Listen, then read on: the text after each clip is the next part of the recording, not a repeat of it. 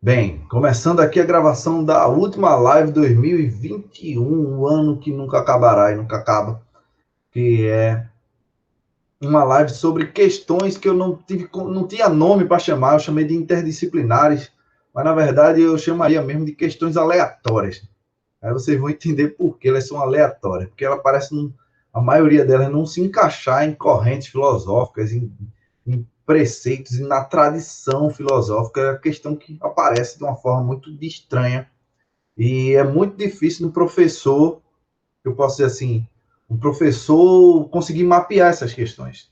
Muito difícil, ela aparece de uma forma muito confusa. Então a gente vai partir logo para a grosseria, partir para as questões, para vocês entenderem o que eu estou falando. Peguei só 2020 e 2019, para vocês terem uma ideia de questões, como elas aparecem no Enem. Dá uma lida aqui no texto, para ficar claro a leitura, que para muita gente pode estar bem pequenininho.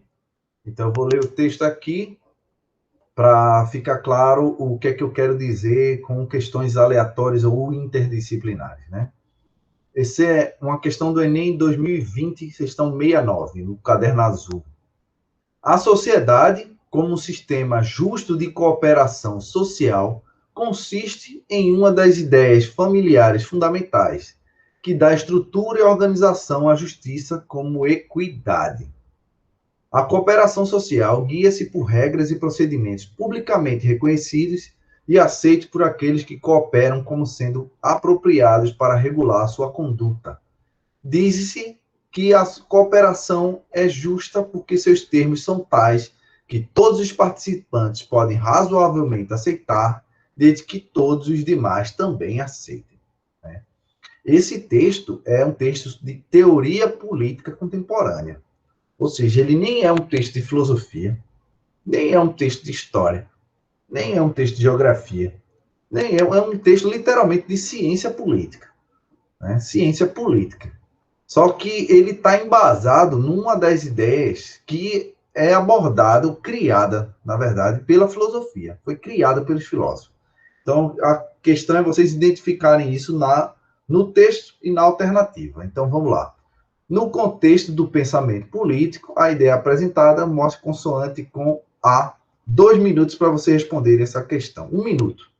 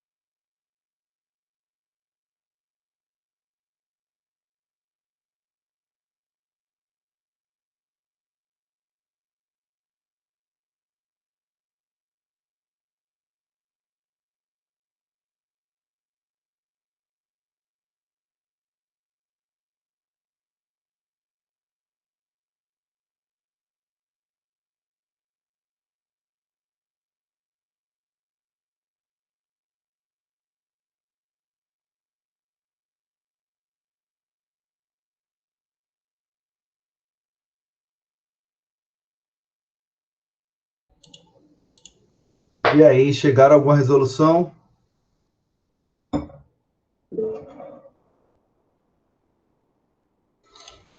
Letra E, Raíssa. Arthur, letra A.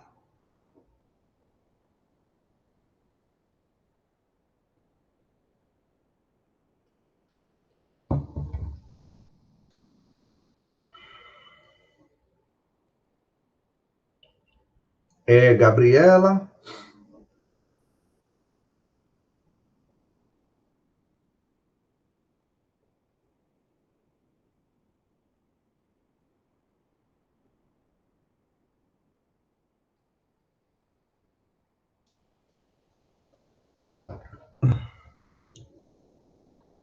Nada, mais ninguém?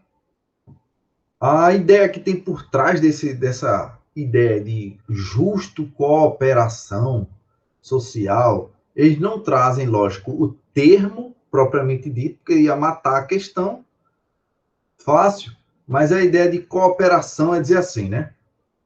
A sociedade é uma espécie de artifício que foi criado pelos seres humanos. Então, cada um tem que fazer a sua parte para esse negócio aqui continuar funcionando. Essa ideia de sociedade artificial criada pelos seres humanos e que cada um tem que fazer a sua parte para continuar funcionando e aceitar o que seja das regras que foram elaboradas pensando em conjunto, é a ideia de contrato social. A ideia de contrato social que a gente encontra em Thomas Hobbes, em Locke, em Rousseau e em Montesquieu também, que é justamente a alternativa que é a ideia de contratualismo. Vocês vão encontrar muito essa ideia de contrato social, contratualismo, dessas várias vertentes, que é justamente de dizer que a gente tem uma espécie de pacto social que é regido por leis, e essas leis foram feitas em benefício de todo mundo. Isso hipoteticamente, né? Feito do benefício de todo mundo. E todo mundo tem que cooperar para que esse pacto seja mantido. Ou seja, seguir as leis, cooperar com os impostos, cooperar com toda essa passividade, a paz, etc, etc. Então, é a ideia de entendimento sobre o contratualismo moderno que apresenta nessa questão. Ok? Alguma dúvida? Posso passar?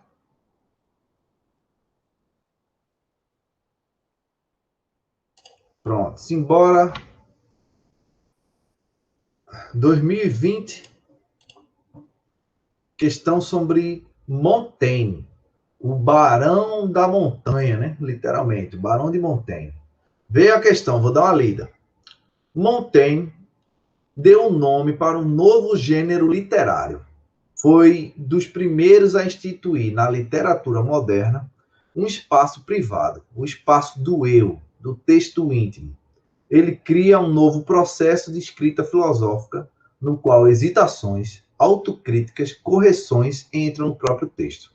O novo gênero de escrita aludido no texto é o a...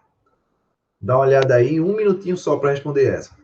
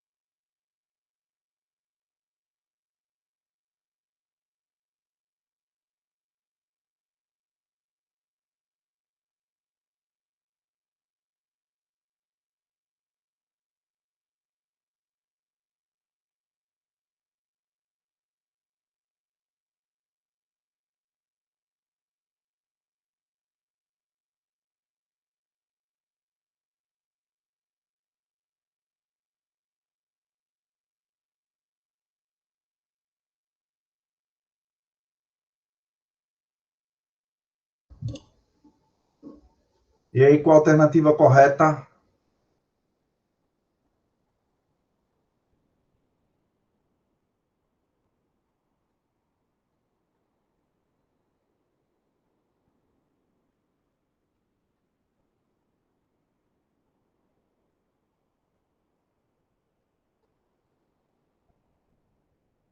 Nada?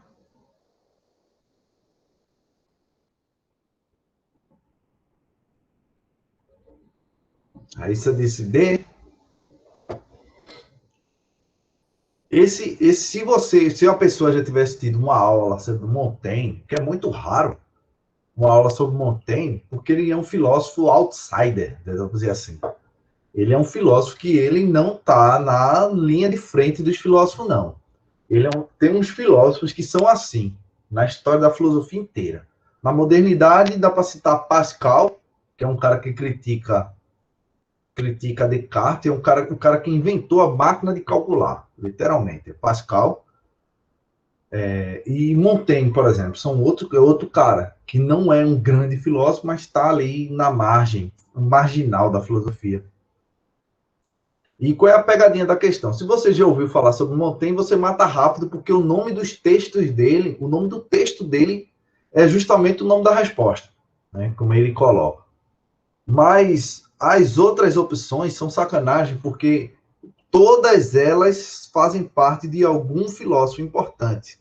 Por exemplo, a letra E é o diálogo, que é uma invenção de Platão, que foi copiada por diversos filósofos, né? Inclusive Santo Agostinho. O próprio Santo Agostinho tem as confissões, que é a letra A, né? As confissões, que é quando o cara relata experiência, só que é uma experiência de redenção dele, né? Até ele chegar ao cristianismo. Locke lança Locke, Descartes e outros filósofos têm cartas que ele manda para alguém sobre algum conhecido. Descartes lança carta. Locke tem a carta sobre a tolerância. Descartes tem as meditações. Marco Aurélio tem as meditações. Tem mais cara. Oh, meu Deus do céu. Husserl, um filósofo alemão já contemporâneo, tem meditações também. Mas a alternativa correta não é nenhuma dessas, é a letra B, é um ensaio. É justamente isso. E se vocês olharem essa questão, ela tem a ver com literatura. E estava aí misturado numa questão de filosofia. É um ensaio. É onde ele vai escrevendo do jeito dele. Assim, é muito gostoso de ler. É um texto fácil de ler, o texto de Montaigne, porque ele complica muito pouco. Ele vai escrevendo e diz, não, peraí, que isso não ficou muito claro. Ele continua o texto, ou seja, ele não apaga para poder reescrever. Entende? Então, Montaigne é um cara outsider da filosofia, é uma questão aí que foi feita literalmente só uma pegadinha. Vocês olhar. Oi? O nome ensaio é porque parece que não está pronto. É nesse sentido mesmo, né? É como se fosse um esboço. Porque qual é a ideia de um texto filosófico pesado, por exemplo, feita a Crítica da Razão Pura de Kant? Se vocês pegarem o esboço do livro que Kant escreveu, a Crítica da Razão Pura, tem o manuscrito dele, tem um monte de erro, não sei o que, ele tudo passou tudo a limpo depois para deixar tudo organizado e tal. Era o que todo mundo fazia. O Montaigne parece que ele vai se corrigindo ali na hora, ele vai escrevendo, e não, mas eu que eu pensei isso, não sei, já muda de ideia, e é um texto como se fosse biográfico até.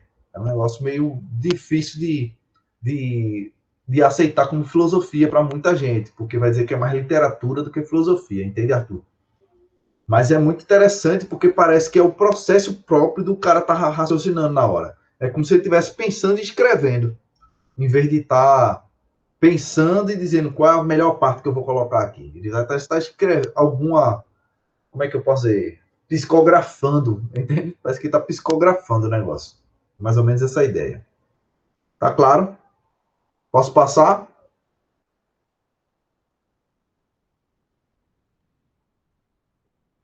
Pronto, então vamos lá. Agora a gente já está em 2019. Aí vê a questão como é interessante essa desgraça aqui. 2019.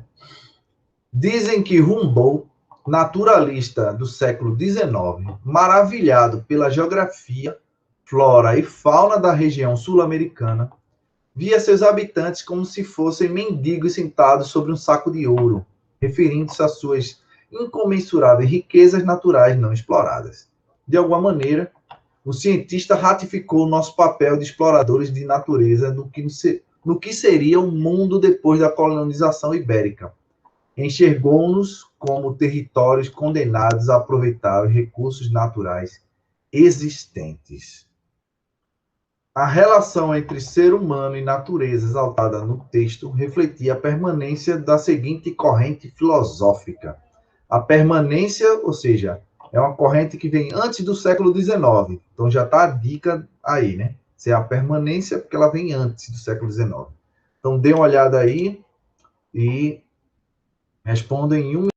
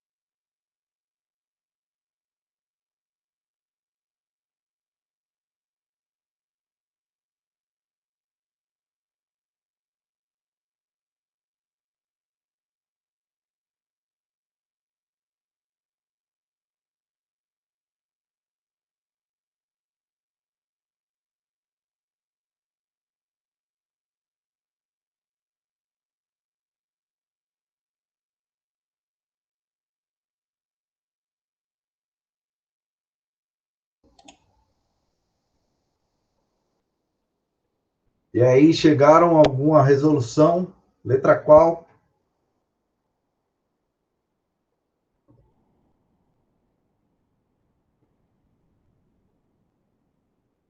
Tenho medo de errar, não, viu? O Enem ainda não é agora, não. Essa Pode questão tem chutar à tempos muito vontade. complicados. Exatamente. Vê que fuleiragem. Isso é uma questão de geografia, velho, em certo sentido. Ele pegou um texto de geografia, propriamente dito. Só que o que ele quer saber mesmo é qual é o pressuposto filosófico que está por trás do pensamento de Humboldt. Que sacanagem. E, para ser preciso, eu nem diria nenhum desses aí, mas dá para aceitar um deles.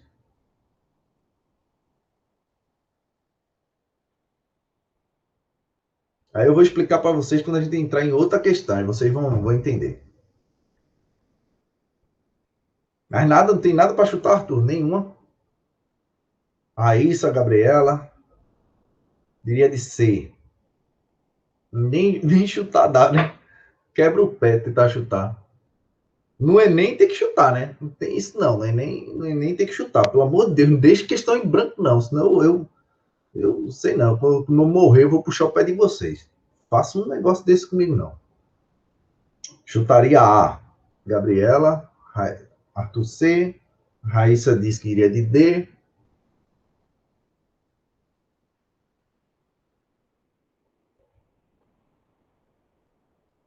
Mais alguém? Então vamos lá, vê qual é a onda, né? Ele está dizendo, é uma corrente que se mantém, a permanecia, né?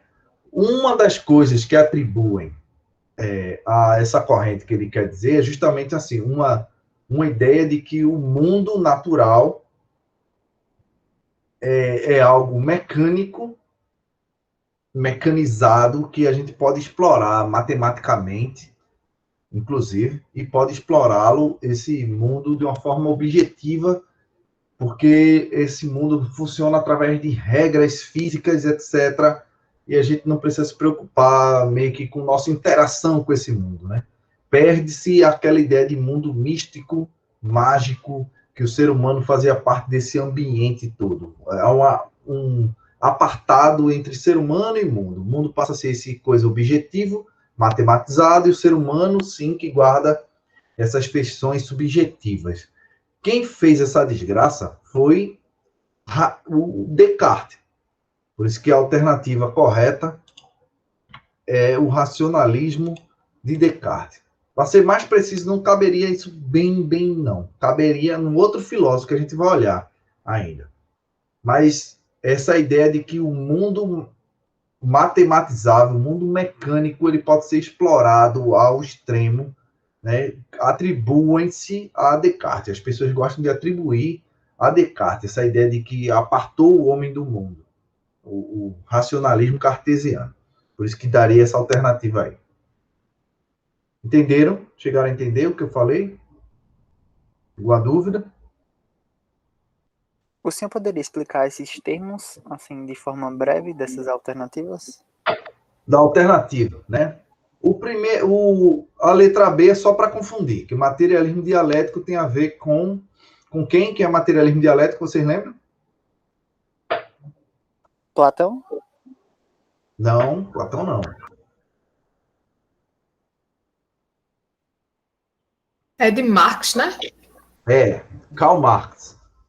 Karl Marx, materialismo dialético. Porque tem dois materialismos. O histórico, que é o modo de explicar como a história funciona, através de teses e antíteses, né? E o dialético tem a ver com isso, né? Com essa mesma ideia de tese, antítese e síntese. Mas não é tão preciso, mas é mais ou menos isso. A letra eu acho que foi a que vocês descartaram com mais facilidade, né? Porque tentar falando de existencialismo fenomenológico. Existencialismo não tem nada a ver com essa ideia de mundo que pode ser explorado. Não tem nada a ver, não casa. Né? A letra A, relativismo cognitivo. Talvez estaria dizendo que a gente não teria certeza daquilo que pode conhecer, ou que tudo é válido sobre o conhecimento, alguma coisa desse sentido, correndo por uma espécie de ceticismo, e que é parecida com a letra D, que tem a ver com pluralismo epistemológico. Epistemológico tem a ver com teoria do conhecimento, aquilo que a gente pode conhecer. Pluralismo epistemológico também tem a ver com isso, de dizer que várias formas de conhecer são válidas. Por isso que são pluralismos, né? São válidos. Na primeira, no relativismo, é dizer praticamente que nenhuma é válida. E no outro é dizer, na D, que todas são válidas. Isso é parecido com o que Nietzsche vai propor na letra D. Ele vai falar de perspectivismo, Nietzsche. Aí não cabe nenhuma dessas, né? O que é o correto seria o racionalismo cartesiano. Se a pessoa lembrasse pelo tempo, pela época, por exemplo, século XIX, dizendo que bateu até o século XIX, permaneceu. Então, se vem antes do século XIX, não é Marx, não seria B e nem seria E. Você mataria rápido. Só sobraria A, C e D, nesse caso. Entende? Porque a dica que eu falei, né, como ela disse, o texto refletia a permanência da seguinte corrente filosófica. Como ele está falando do século XIX, que é os 1800, então é algo antes dos 1800. Então não caberia no tempo, não caberia nem Marx, que é B, nem que é existencialismo, que é século XX. Não caberia, mataria fácil. Entende? Essas questões são loucas, mas eles tentam dar umas dicas nesse sentido. É aí que a gente tem que olhar. Tempo, tentar se ligar nas correntes no tempo, como é que elas funcionavam. Beleza? Posso passar?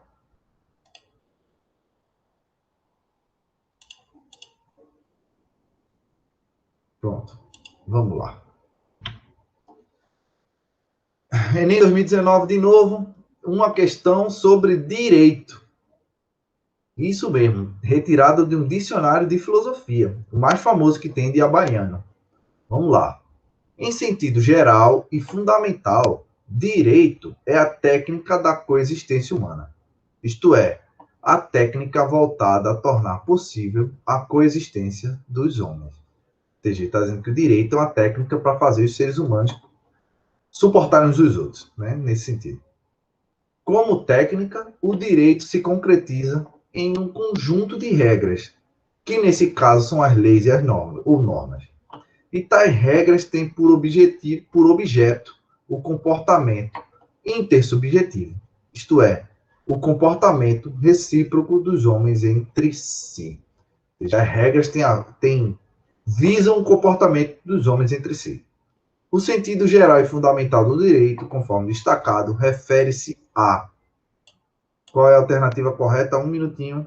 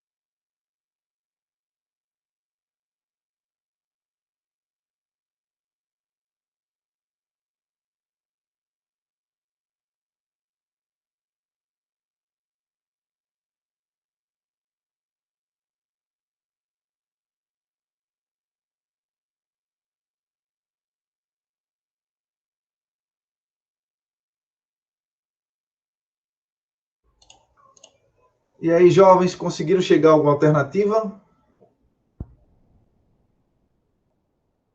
Raíssa, letra B. Arthur, B. Gabriela, B.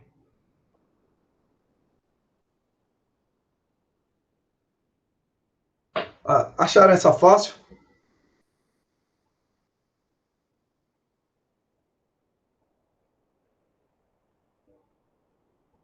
Essa foi mais tranquila porque enchi o saco, né?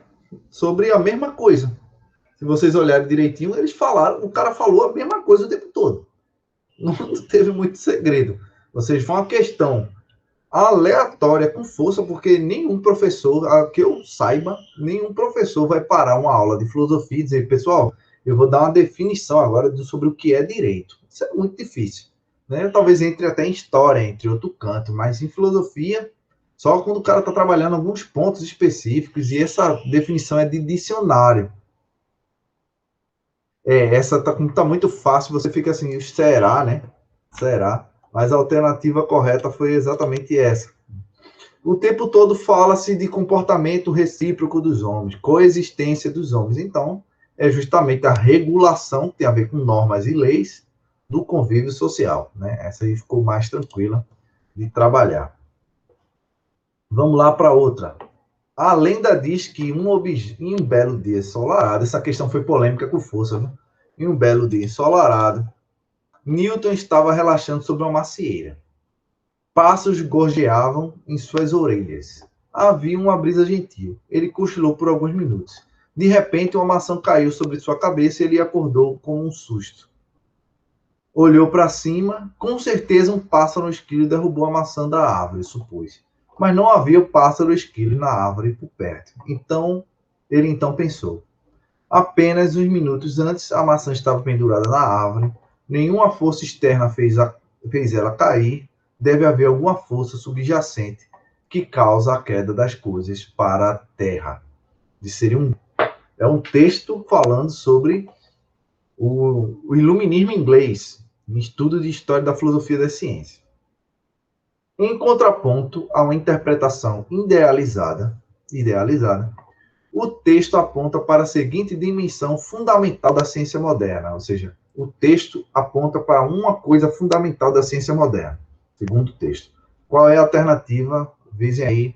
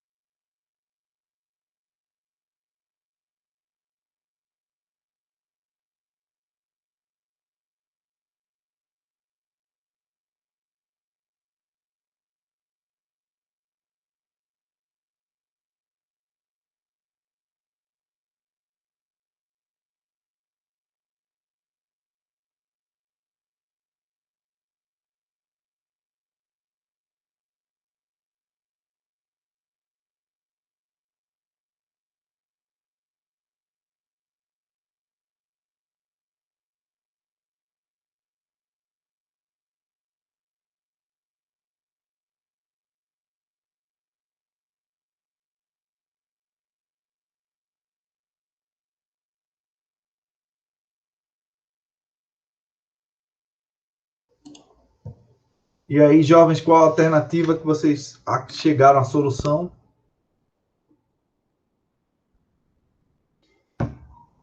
Letra C, Arthur. C, Flávia. C, Gabriela. C, Raíssa. Acharam fácil essa? Já tinham visto?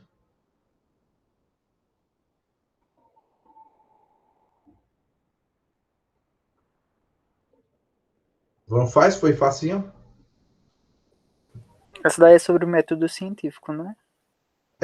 Tem a ver com o método científico. A crítica que foi pesada sobre essa questão é sobre esse textinho aí, né? É meio ridículo sobre o que seria como ele chegou àquela conclusão. Mas justamente tem a ver com esse processo de tava fácil, mas causou dúvida, né? Da ideia de ele, como não tinha nenhum animal que derrubou a maçã, então ele teve que levantar uma suposição sobre qual causa teria derrubado a maçã. E quando a gente faz isso em ciência, a gente chama de hipótese. Você levanta uma suposta resposta para tentar depois provar essa resposta. Através, no caso da física experimental, através de experimento, né? Física teórica faz através de demonstrações matemáticas. Duas coisas distintas, mas no fundo dá na mesma coisa. A letra E, universalização de conclusões. Eu não sei como é que chegaram a isso aí, não. Né? Porque, na verdade, a universalização de conclusões é o final do processo do método científico. Né? Porque a gente observa, lançado por Galileu, né? Você observa o mundo, lança uma hipótese, faz uma experimentação. Quando você corrobora através da experimentação essa hipótese, deu certo, a experimentação deu certo, é essa hipótese mesmo, aí sim você universaliza as conclusões, ou seja, as minhas conclusões valem para todos os casos. Entende? É o final do processo. A hipótese ainda é a segunda etapa. Não sei se ficou claro. Pronto.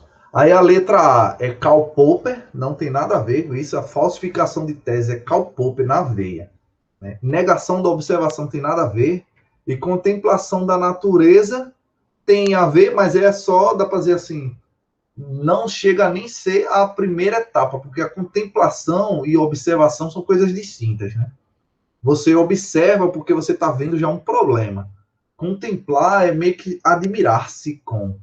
Né? É algo diferente. Não é exatamente a mesma coisa, não. Beleza? Posso passar?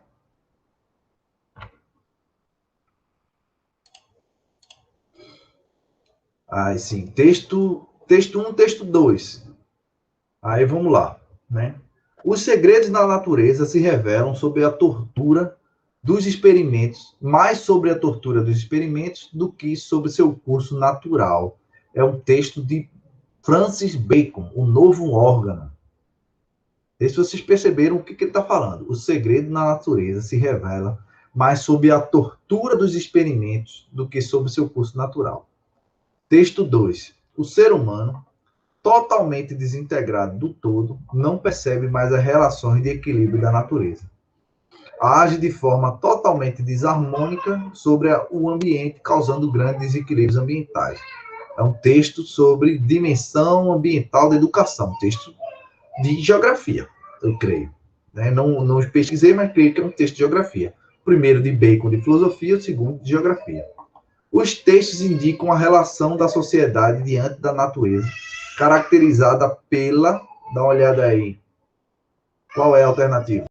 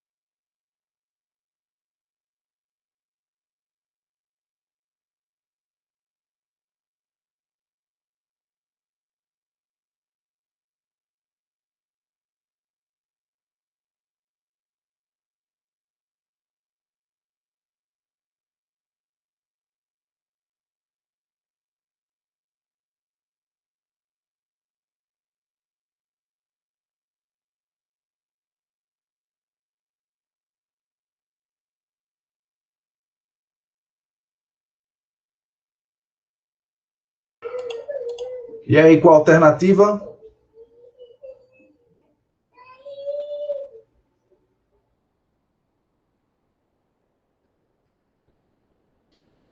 A Raíssa.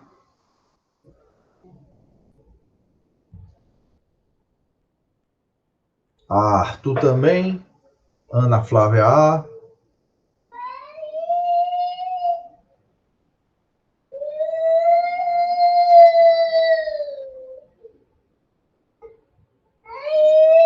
Mais ninguém? Eu gosto de dizer, não tem aquela alternativa que a gente viu sobre Humboldt, era mais fácil naquela questão sobre Humboldt falar de qual era a concepção ainda vigente em Humboldt, caberia muito mais Francis Bacon do que Descartes naquela questão.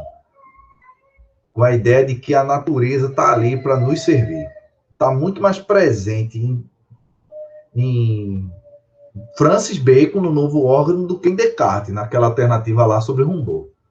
Né? Por isso que eu disse ali que ali coube, mas coube forçado, né? Espremendo. Francis Bacon cabe melhor. Então, a letra correta, como vocês disseram, a letra A.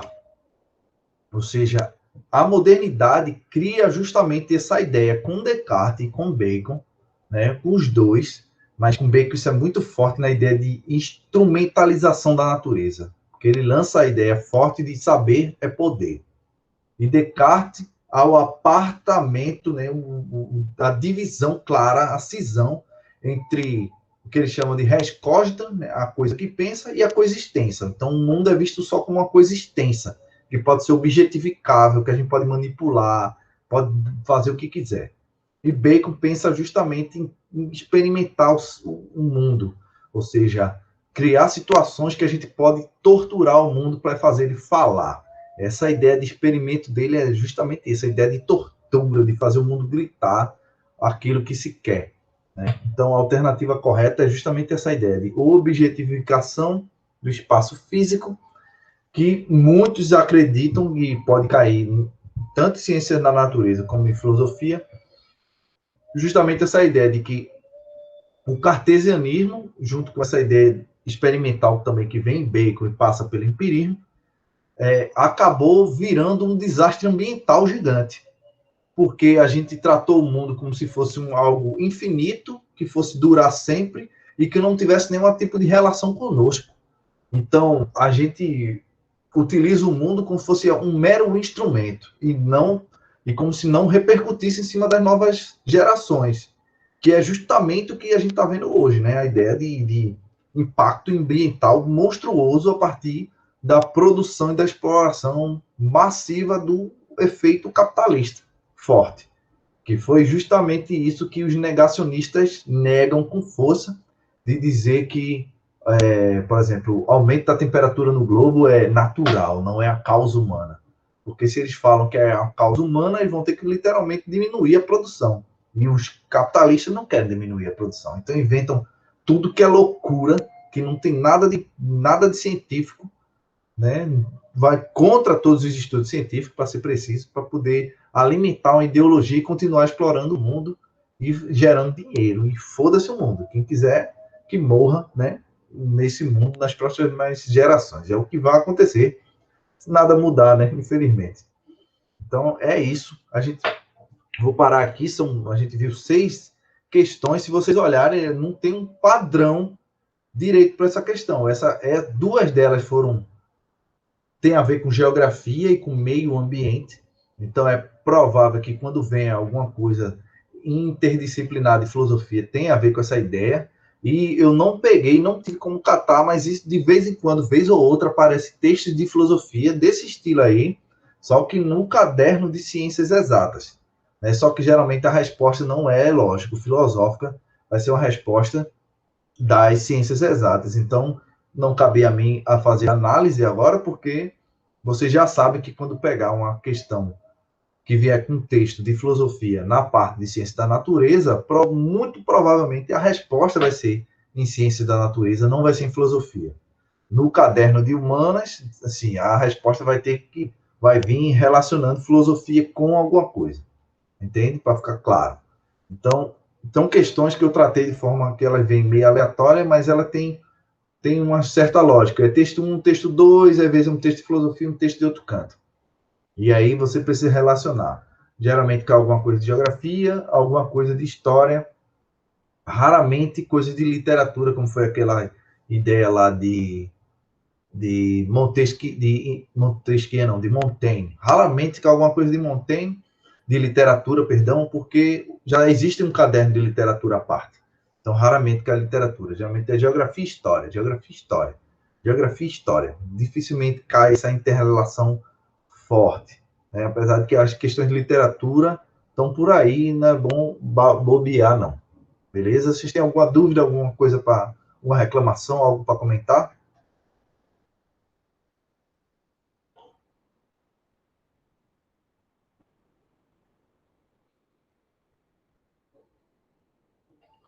Tudo tranquilo? Tudo sossegado?